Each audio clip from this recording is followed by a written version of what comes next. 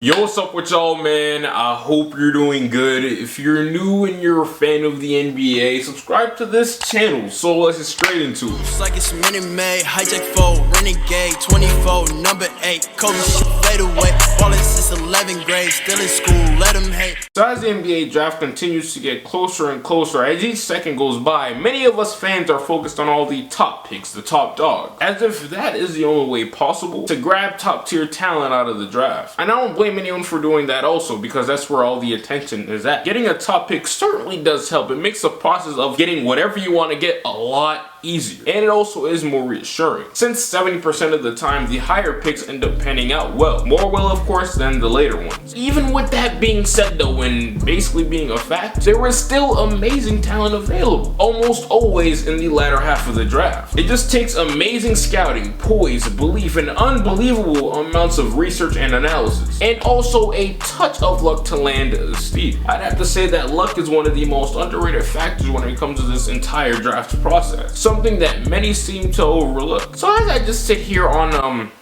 what is today?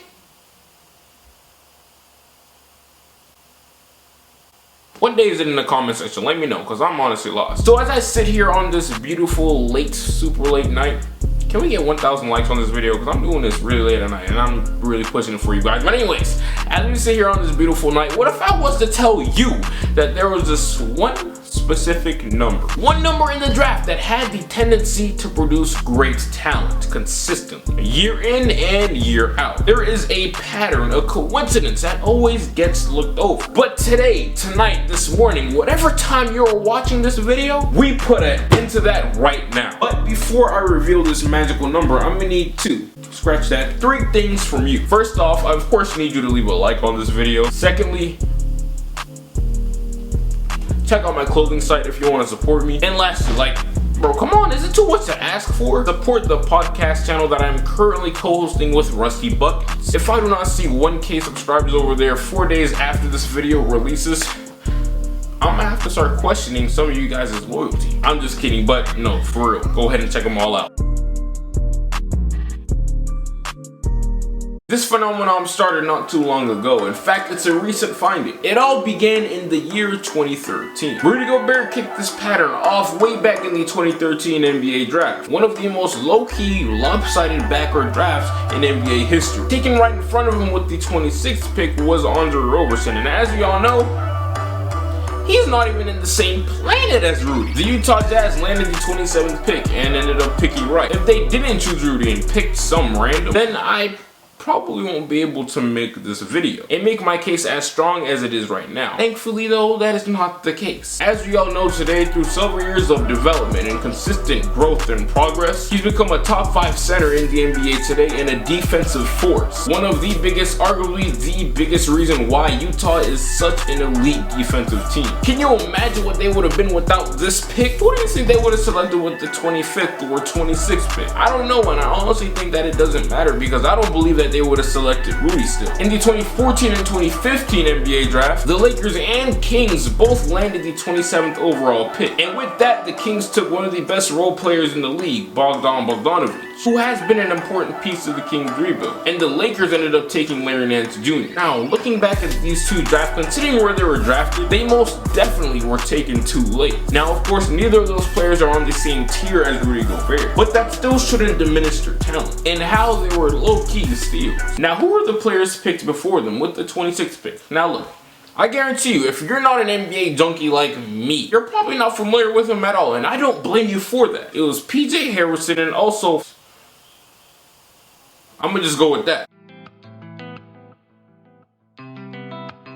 Now these last 2 years is where things get a little intense, and where some may start to raise their eyebrow and really start to question the universe. Because these two players could very well be all-stars in the next few years. In the 2016 NBA draft, the 27th overall pick was NBA champion Pascal Siakam. Without him, without his presence on the court, being able to guard 1 through 5 at a high level, then turning around and carrying the Raptors offense for stretches of time, I honestly do not think that that team wins the NBA championship. championship without them. But luckily for them, they landed that loyal 27th overall pick that has been showing every single team these last few years at least so much love. If they didn't land that pick, the one landed, let's say, the 26th overall pick, then instead they may have someone by the name of Bryce Johnson or even Furkan on their roster. Do y'all know who those two players are? I just really want to hear your honest answer. It's okay, you ain't gotta be shy or nothing like that. I know who they are, of course, but do you?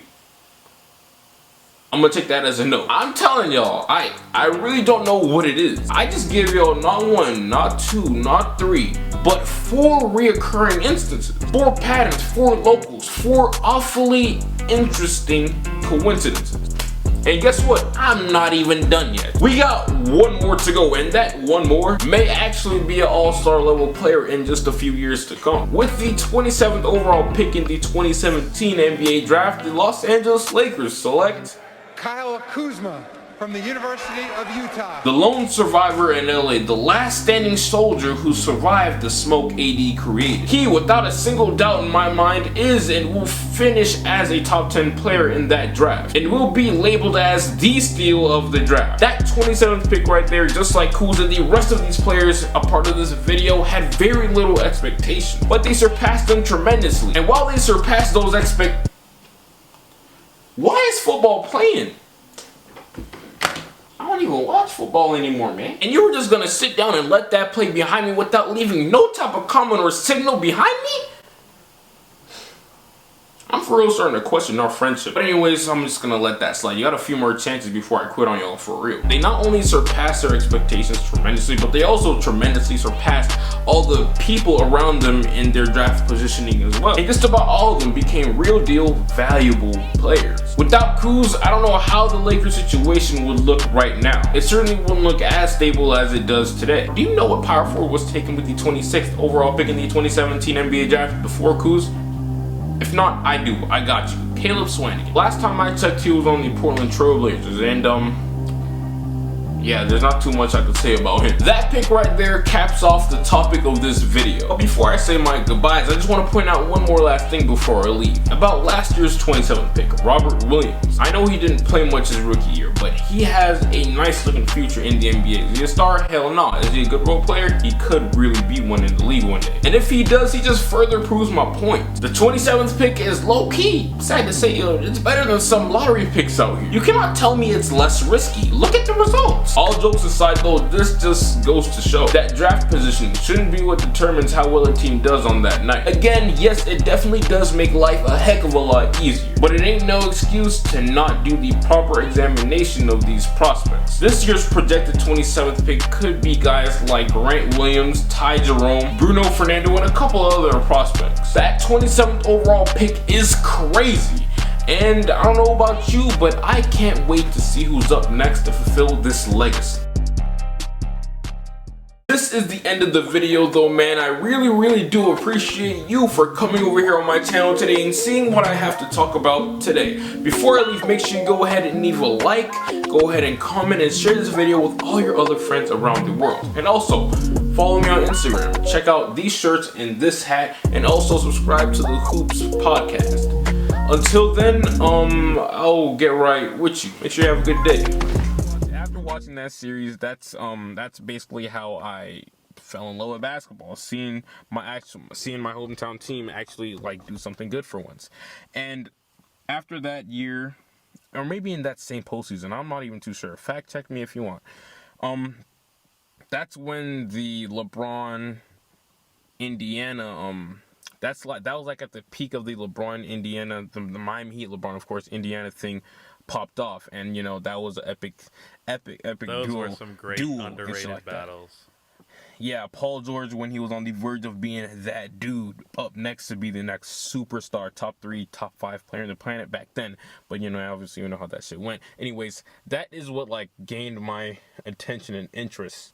Watching those two, LeBron and Paul George, go at it. That shit was goddamn inspiring, dude. That's what made me want to play basketball more. I was fat as shit back then, just letting you guys know, and I couldn't play basketball, but I played it a lot because of those two, and like that really just made me fall in love. And yeah, that's how I got into the NBA essentially. Was there any particular game that you think had a huge impact, or was it just finally getting around to watching?